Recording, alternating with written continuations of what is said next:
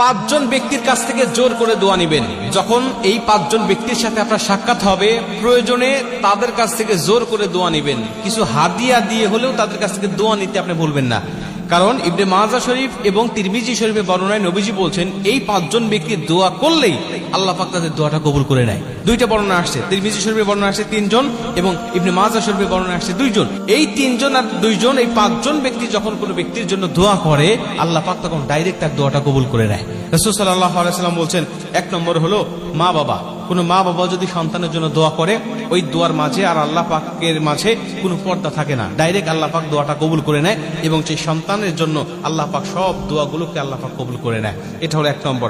2 নম্বরে, যদি কোনো মাজলুম ব্যক্তিকে আপনি পেয়ে যান, যিনি মাজলুম, যিনি জুলুমের শিকার হয়েছে, ওই মাজলুমের কাছ থেকে আপনি দোয়া নিবেন। কারণ মাজলুমের দোয়া আর আল্লাহর মাঝেও কোনো পর্দা থাকে না।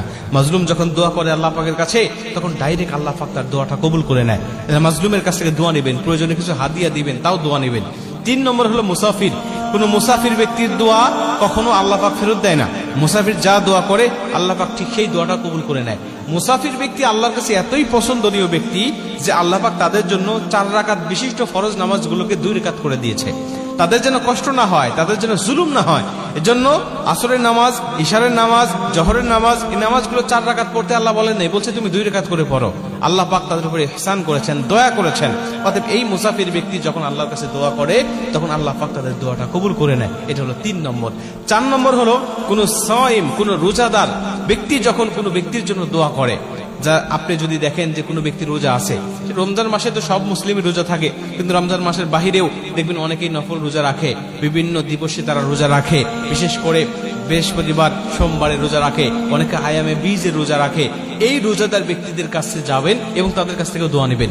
নবীজি বলছে, কোন রোজাদার ব্যক্তি যখন দোয়া করে, সেটা হোক নিজের জন্য, হোক অন্য ব্যক্তির জন্য, আল্লাহ পাক তখন তার দোয়াটা ফেরত দেয় না, দোয়াটা কবুল করে নেয়।